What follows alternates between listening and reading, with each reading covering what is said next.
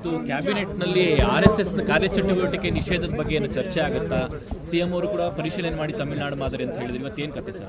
ಅಲ್ಲ, ಅಜೆಂಡಾದಲ್ಲಿ ಆ ರೀತಿ ಏನು ಬಂದಿಲ್ಲ. ಅಡಿಷನಲ್ ಅಜೆಂಡಾದಲ್ಲಿ ಏನಾದರೂ ಬಂದರೆ ಚರ್ಚೆ ಮಾಡ್ತೀವಿ. ಬಟ್ ಅಜೆಂಡಾದಲ್ಲಿ ಈಗ ಕೊಟ್ಟಿರೋ ಅಜೆಂಡಾದಲ್ಲಿ ಆ ಸಬ್ಜೆಕ್ಟ್ ಬಂದಿಲ್ಲ. ಯೂಶ್ವಲಿ ಅಡಿಷನಲ್ ಅಜೆಂಡಾಗಳು ಇರುತ್ತೆ.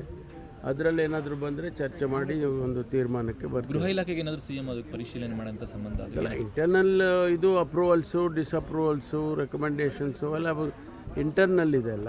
ಕ್ಯಾಬಿನೆಟ್ಗೆ ಹೋಗಬೇಕಾದ್ರೆ ಸಂಬಂಧಪಟ್ಟ ಇಲಾಖೆಗಳ ಒಪಿನಿಯನ್ ಎಲ್ಲ ತೊಗೊಂಡೇ ಹೋಗ್ತಾರೆ. ಸರ್, ಇನ್ನೊಂದು ಪ್ರಿಯಾಂಕಾ ಖರ್ಗೆ ಅವರು ಇವತ್ತು ಇನ್ನೊಂದು ಪತ್ರ ಬರೆದಿದ್ದಾರೆ ಸರ್. ಸರ್ಕಾರಿ ನೌಕರರು RSS ಚಟುವಟಿಕೆಗಳಲ್ಲಿ ಭಾಗವಹಿಸಿದ್ರೆ ಆ ಥರದ್ದು ಆಗಬಾರ್ದು ಅಂತ ಸಿಎಂ ಇನ್ನೊಂದು ಪತ್ರ ಬರೆದಿದ್ದಾರೆ. ಸುತ್ತೋಲೆ ಹೊರಡಿಸಬೇಕು, ಕಡಿವಾಣ ಹಾಕಕ್ಕೆ ಭಾಗಿಯಾದರೆ ಅವ್ರ ಮೇಲೆ ಶಿಸ್ತು ಕ್ರಮ ಆಗುತ್ತೆ ಅನ್ನುವಂಥದ್ದು ಸುತ್ತೋಲೆ ಹೊರಡಿಸಬೇಕು ಅಂತ ಪತ್ರ ಬರೆದಿದ್ದಾರೆ. ನಿಯಮ ಇದೆ ಆ ಥರ, ಅದನ್ನು ಚರ್ಚೆ ಮಾಡ್ಬೋದು. ನಿಯಮ ಇದ್ರೂ ಕೂಡ ನಿಯಮ ಮೀರಿ ಸರ್ಕಾರಿ ನೋಡಿ, ಈಗಾಗಲೇ ಇದಕ್ಕೂ ಕೂಡ ಏನು ಸರ್ಕಾರಿ ಸ್ಥಳಗಳಲ್ಲಿ ಯಾವುದೇ ಕಾರ್ಯಕ್ರಮಗಳನ್ನು ಮಾಡೋದಕ್ಕೆ ಯಾವುದೇ ಸಂಘ ಸಂಸ್ಥೆಗಳಿರ್ಬೋದು, ಧಾರ್ಮಿಕ ಸಂಸ್ಥೆಗಳಿರ್ಬೋದು, ಅಥವಾ ಬೇರೆ ಯಾವುದೇ ಖಾಸಗಿ ವಿಚಾರಕ್ಕೆ ಪರ್ಮಿಷನ್ ತೊಗೋಬೇಕು ಅಂತ ಈಗಾಗಲೇ ಇದೆ. ಅದೇನು ಹೊಸದೇನಲ್ಲ. ಅದನ್ನು ಎನ್ಫೋರ್ಸ್ ಮಾಡಿಲ್ಲ ಇಲ್ಲಿವರೆಗೂ. ಕೆಲವು ಸಂದರ್ಭದಲ್ಲಿ ಮಾಡಿದ್ದಾರೆ, ಹಿಂದೆನೂ ಮಾಡಿದ್ದಾರೆ. ಈಗ ಬೇರೆ ಬೇರೆ ಜಾಗಗಳನ್ನು 2-3 ಜನ ಕೇಳ್ತಾರೆ, ಒಂದೇ ಜಾಗ 2-3 ಜನ ಕೇಳ್ತಾರೆ. ಅಂಥ ಟೈಮ್ನಲ್ಲಿ ಪೊಲೀಸ್ನವರು ಎಕ್ಸಾಮಿನ್ ಮಾಡಿ ಯಾರಿಗೂ ಒಬ್ರಿಗೆ ಪರ್ಮಿಷನ್ ಕೊಡ್ತಾರೆ ಅಥವಾ ಕೊಡೋದೇ ಇಲ್ಲ. ಈ ಥರದ್ದೆಲ್ಲ ಇದೆ, ರೂಲ್ಸ್ ಅಂತೂ ಇದೆ. ಅದನ್ನು ನಾವು ಸೀರಿಯಸ್ ಆಗಿ ಇಂಪ್ಲಿಮೆಂಟ್ ಮಾಡಿಲ್ಲ. ಈಗ ಏನು ತೀರ್ಮಾನ ತಗೊಳುತ್ತೆ ಕ್ಯಾಬಿನೆಟ್ಟು ನೋಡಬೇಕು. ಇವತ್ತು ಕ್ಯಾಬಿನೆಟ್ನಲ್ಲಿ RSS ಕಾರ್ಯಚಟುವಟಿಕೆ ನಿಷೇಧದ ಬಗ್ಗೆ ಏನು ಚರ್ಚೆ ಆಗುತ್ತಾ? ಸಿಎಂ ಅವರು ಕೂಡ ಪರಿಶೀಲನೆ ಮಾಡಿ ತಮಿಳುನಾಡು ಮಾದರಿ ಅಂತ ಹೇಳಿದ್ರು. ಇವತ್ತೇನು ಕತೆ ಸರ್? ಅಲ್ಲ, ಅಜೆಂಡಾದಲ್ಲಿ ಆ ರೀತಿ ಏನು ಬಂದಿಲ್ಲ. ಅಡಿಷನಲ್ ಅಜೆಂಡಾದಲ್ಲಿ ಏನಾದರೂ ಬಂದರೆ ಚರ್ಚೆ ಮಾಡ್ತೀವಿ. ಬಟ್ ಅಜೆಂಡಾದಲ್ಲಿ ಈಗ ಕೊಟ್ಟಿರೋ ಅಜೆಂಡಾದಲ್ಲಿ ಆ ಸಬ್ಜೆಕ್ಟ್ ಬಂದಿಲ್ಲ. ಯೂಶ್ವಲಿ ಅಡಿಷನಲ್ ಅಜೆಂಡಾಗಳು ಇರುತ್ತೆ.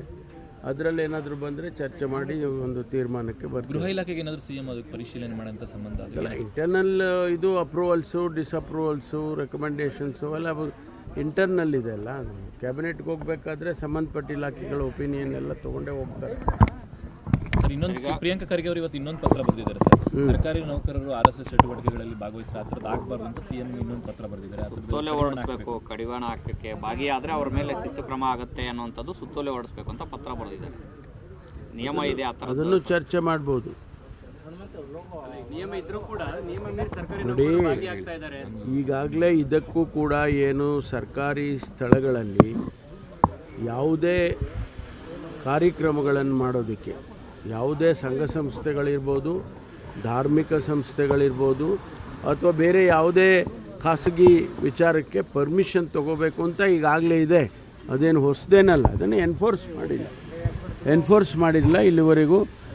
ಕೆಲವು ಸಂದರ್ಭದಲ್ಲಿ ಮಾಡಿದ್ದಾರೆ, ಹಿಂದೆನೂ ಮಾಡಿದ್ದಾರೆ. ಈಗ ಬೇರೆ ಬೇರೆ ಜಾಗಗಳನ್ನು 2-3 ಜನ ಕೇಳ್ತಾರೆ, ಒಂದೇ ಜಾಗ 2-3 ಜನ ಕೇಳ್ತಾರೆ. ಅಂಥ ಟೈಮ್ನಲ್ಲಿ ಪೊಲೀಸ್ನವರು ಎಕ್ಸಾಮಿನ್ ಮಾಡಿ ಯಾರಿಗೂ ಒಬ್ರಿಗೆ ಪರ್ಮಿಷನ್ ಕೊಡ್ತಾರೆ ಅಥವಾ ಕೊಡೋದೇ ಇಲ್ಲ. ಈ ಥರದ್ದೆಲ್ಲ ಇದೆ, ರೂಲ್ಸ್ ಅಂತೂ ಇದೆ.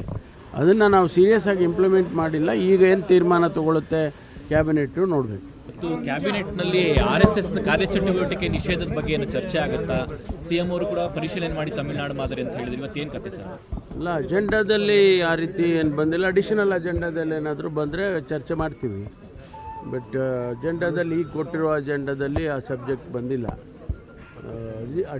ಯೂಶ್ವಲಿ ಅಡಿಷನಲ್ ಅಜೆಂಡಾಗಳು ಇರುತ್ತೆ.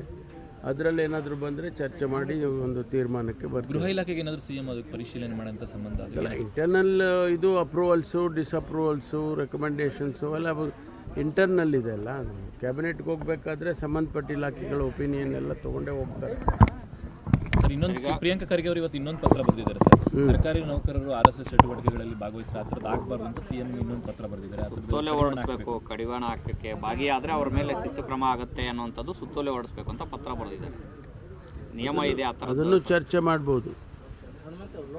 ನಿಯಮ ಇದ್ರೂ ಕೂಡ ನಿಯಮ ಮೀರಿ ಸರ್ಕಾರಿ ನೋಡಿ, ಈಗಾಗಲೇ ಇದಕ್ಕೂ ಕೂಡ ಏನು ಸರ್ಕಾರಿ ಸ್ಥಳಗಳಲ್ಲಿ ಯಾವುದೇ ಕಾರ್ಯಕ್ರಮಗಳನ್ನು ಮಾಡೋದಕ್ಕೆ ಯಾವುದೇ ಸಂಘ ಸಂಸ್ಥೆಗಳಿರ್ಬೋದು, ಧಾರ್ಮಿಕ ಸಂಸ್ಥೆಗಳಿರ್ಬೋದು, ಅಥವಾ ಬೇರೆ ಯಾವುದೇ ಖಾಸಗಿ ವಿಚಾರಕ್ಕೆ ಪರ್ಮಿಷನ್ ತೊಗೋಬೇಕು ಅಂತ ಈಗಾಗಲೇ ಇದೆ.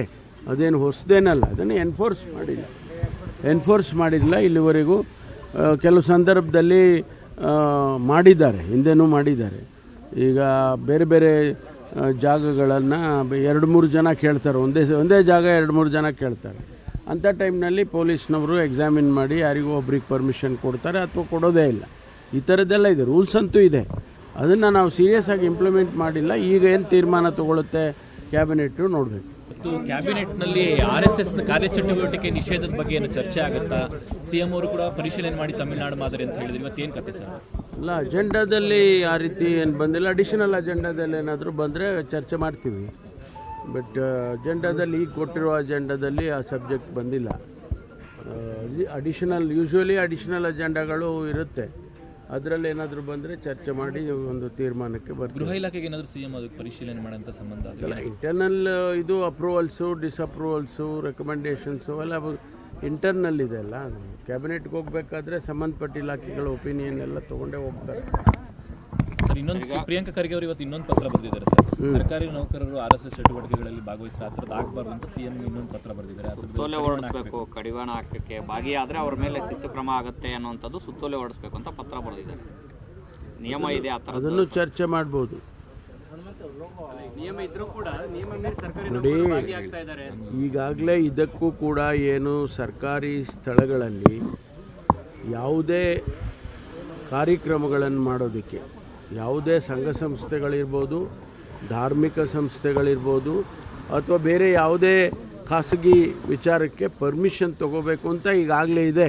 ಅದೇನು ಹೊಸದೇನಲ್ಲ, ಅದನ್ನು ಎನ್ಫೋರ್ಸ್ ಮಾಡಿಲ್ಲ ಇಲ್ಲಿವರೆಗೂ. ಕೆಲವು ಸಂದರ್ಭದಲ್ಲಿ ಮಾಡಿದ್ದಾರೆ, ಹಿಂದೆನೂ ಮಾಡಿದ್ದಾರೆ.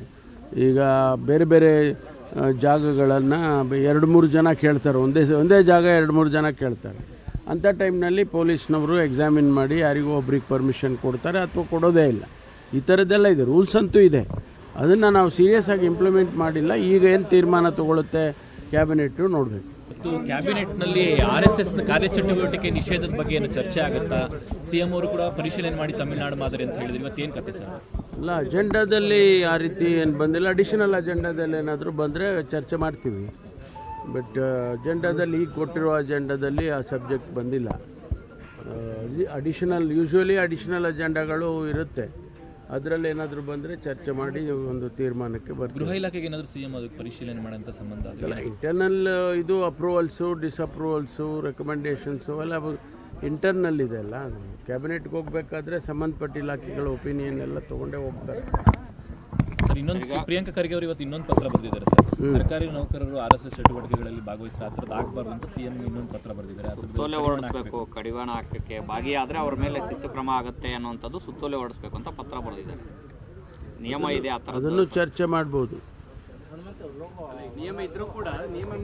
ನೋಡಿ, ಈಗಾಗಲೇ ಇದಕ್ಕೂ ಕೂಡ ಏನು ಸರ್ಕಾರಿ ಸ್ಥಳಗಳಲ್ಲಿ ಯಾವುದೇ ಕಾರ್ಯಕ್ರಮಗಳನ್ನು ಮಾಡೋದಕ್ಕೆ ಯಾವುದೇ ಸಂಘ ಸಂಸ್ಥೆಗಳಿರ್ಬೋದು, ಧಾರ್ಮಿಕ ಸಂಸ್ಥೆಗಳಿರ್ಬೋದು, ಅಥವಾ ಬೇರೆ ಯಾವುದೇ ಖಾಸಗಿ ವಿಚಾರಕ್ಕೆ ಪರ್ಮಿಷನ್ ತಗೋಬೇಕು ಅಂತ ಈಗಾಗಲೇ ಇದೆ. ಅದೇನು ಹೊಸದೇನಲ್ಲ, ಅದನ್ನು ಎನ್ಫೋರ್ಸ್ ಮಾಡಿಲ್ಲ ಇಲ್ಲಿವರೆಗೂ. ಕೆಲವು ಸಂದರ್ಭದಲ್ಲಿ ಮಾಡಿದ್ದಾರೆ, ಹಿಂದೆನೂ ಮಾಡಿದ್ದಾರೆ. ಈಗ ಬೇರೆ ಬೇರೆ ಜಾಗಗಳನ್ನು 2-3 ಜನ ಕೇಳ್ತಾರೆ, ಒಂದೇ ಜಾಗ 2-3 ಜನ ಕೇಳ್ತಾರೆ. ಅಂಥ ಟೈಮ್ನಲ್ಲಿ ಪೊಲೀಸ್ನವರು ಎಕ್ಸಾಮಿನ್ ಮಾಡಿ ಯಾರಿಗೂ ಒಬ್ರಿಗೆ ಪರ್ಮಿಷನ್ ಕೊಡ್ತಾರೆ ಅಥವಾ ಕೊಡೋದೇ ಇಲ್ಲ. ಈ ಥರದ್ದೆಲ್ಲ ಇದೆ, ರೂಲ್ಸ್ ಅಂತೂ ಇದೆ. ಅದನ್ನು ನಾವು ಸೀರಿಯಸ್ ಆಗಿ ಇಂಪ್ಲಿಮೆಂಟ್ ಮಾಡಿಲ್ಲ. ಈಗ ಏನು ತೀರ್ಮಾನ ತಗೊಳುತ್ತೆ ಕ್ಯಾಬಿನೆಟ್ಟು ನೋಡಬೇಕು.